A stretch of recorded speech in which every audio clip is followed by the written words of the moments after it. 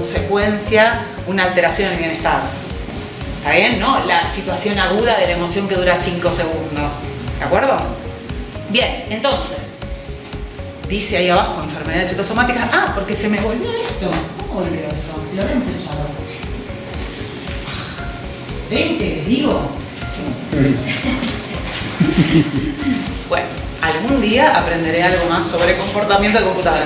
Bueno, entonces, las enfermedades citosomáticas las podemos de alguna manera definir como alteraciones emocionales de base. Etiológicamente el problema está acá, pero que da como resultado, entre otros, signos somáticos, signos físicos, predominantemente neurovegetativos. Pero ahora vamos a ver que no solamente, ¿sí?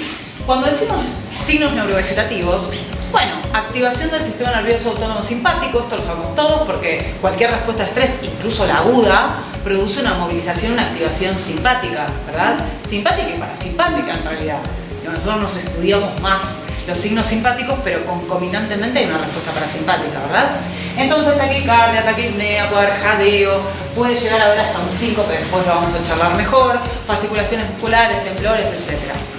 Lo que tal vez no estudiamos tanto en fisiología en la facultad, digamos, en el grado, es que además de activarse el sistema noradrenérgico, digamos, también hay activaciones de otras catecolaminas, por ejemplo la dopamina, en una situación de estrés sobre todo crónico, y de otros neuropéptidos que también tienen funciones o efectos centrales, predominantemente ansiogénicos y periféricos. Entonces, por ejemplo, signos dopaminérgicos y neuropeptídicos que vemos cotidianamente producto de una alteración emocional, diarreas crónicas, dispersas, con mucus, a veces hasta con hematoquesia, micciones dispersas, poliaquiúricas, de origen emocional. Vamos a ir adentrándonos, ¿verdad? Dispepsia, vómitos, también pueden tener un origen dopaminérgico neuropeptídico. ¿De acuerdo? Porque hay receptores periféricos además de los centrales. Bueno, eso seguramente lo saben. Entonces, cuando nosotros nos encontramos con que hay una alteración emocional de base que da lugar a estos signos físicos o somáticos, por ejemplo, lo podemos explicar a través de alteraciones en la respuesta inmune. ¿Se acuerdan de neuroinmunoendocrino, no? El sistema inmune se ve muchas veces afectado ante situaciones de estrés crónico. Ahora, a priori creería que todos lo primero que pensamos es que si hay estrés crónico hay un aumento de cortisol y por lo tanto va a haber inmunodepresión. Podría ser, pero no es la única alternativa. Sí es cierto, y fíjense que pongo inmunodepresión y no inmunosupresión. Sería muy raro que solamente por una respuesta de estrés, aún crónica, haya una inmunosupresión. No es lo mismo que si yo le doy un glucocorticoide exógeno, una dosis alta inmunosupresora. Bien, ¿por qué? Por un aumento de los glucocorticoides endógenos, por una activación exagerada, excesiva, una hiperactivación del sistema nervioso autónomo, tanto simpático como parasimpático, por algunos neuropéptidos que también influyen sobre la respuesta inmune, por ciertas citoquinas que tienen una función, digamos, frenando, por decirlo de alguna manera, la respuesta inmune y que se sintetizan en el cerebro. Porque las citoquinas no solamente se sintetizan en los órganos linfoides, digamos, ¿de acuerdo? Ahora, además de poder existir inmunodepresión, que por supuesto va a hacer propender a ese individuo a tener sobre todo infecciones, ¿no? Está menos protegido. Pero también nos encontramos con el caso inverso, diría yo, que es la hipersensibilidad. Ya me di cuenta, ya entendí el patrón, cuando me pide a alguien... Pero ahí no te ganas, ¿eh? Porque yo lo estoy intentando hacer acá, pero tú eres más rápida que yo. Ya está listo. Si querés, competimos. Pero ahora ya sé que lo haces vos, que no me acordaba que lo podías hacer, y listo, ya no me acerco. Bueno, decía entonces, también puede haber una respuesta como inversa, que es la hipersensibilidad, es decir, un incremento en la respuesta inmune exagerado, fuera de lugar. Por ejemplo, todos los cuadros de alergias, desde la anafilaxia hasta la atopía, pasando por cualquier otro tipo de alergia, todos tienen cierto componente emocional. Y si no, piensen, yo dije antes, usamos al ser humano como modelo animal para nuestros pacientes.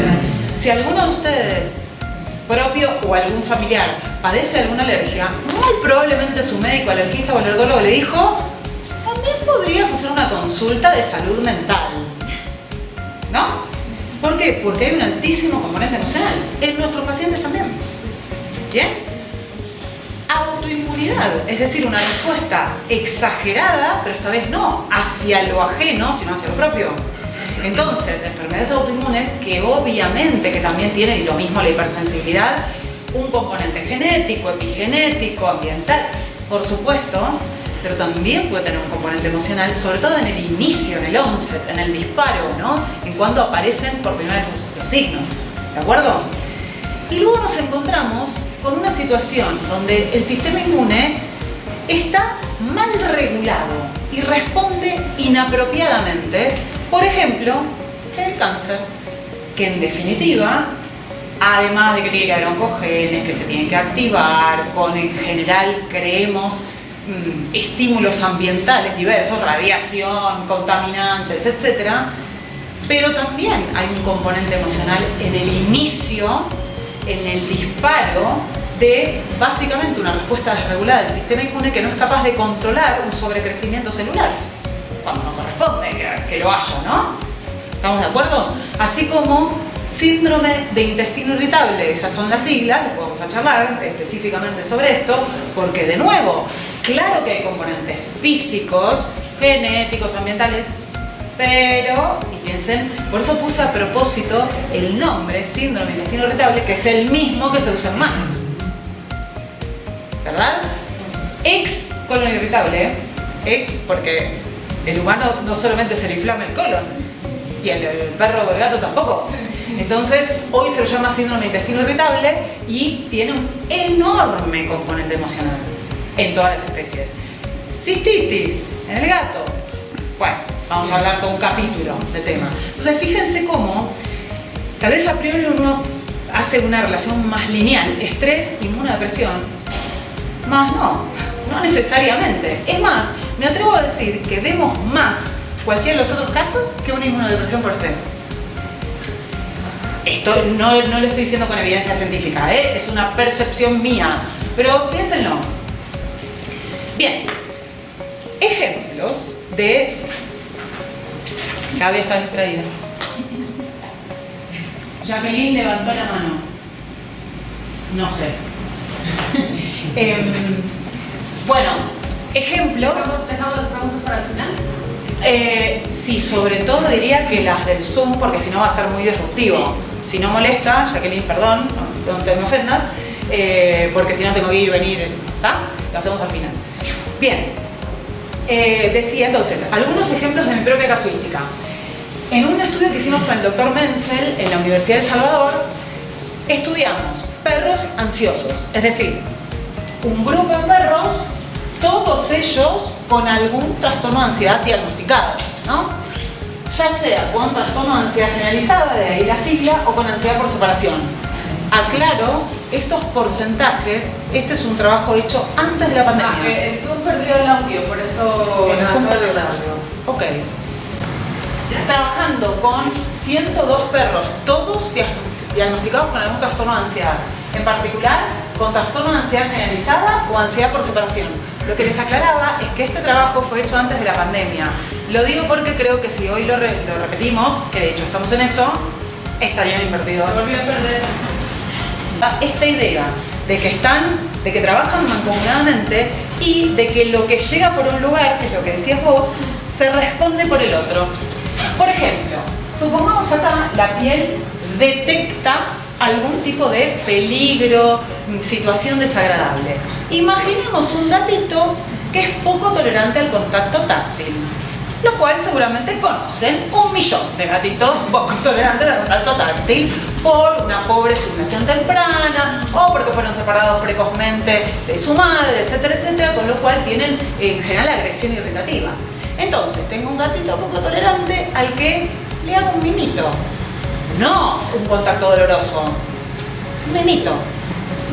Y esa información táctil se procesa en el cerebro y genera una respuesta conductual, que en el mejor de los casos es no quiero, Y en el peor es, ¿no? Sácate.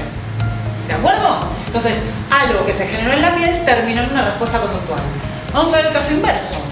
El cerebro también recibe a través de todos los órganos del sentido, se integra esa información sobre receptores, estresores, peligros y cosas buenas también del entorno. Supongamos que este mismo gatito ve otro gato. Información que le llega, en este caso por el órgano de la vista, los órganos de los sentidos de la vista, integra una respuesta, por ejemplo, de agresión territorial, que se manifiesta, entre muchas otras cosas, por piloerección en la piel. ¿Ven? Entonces, la relación es, además, en microsegundos, ¿no? La respuesta. Muy bien.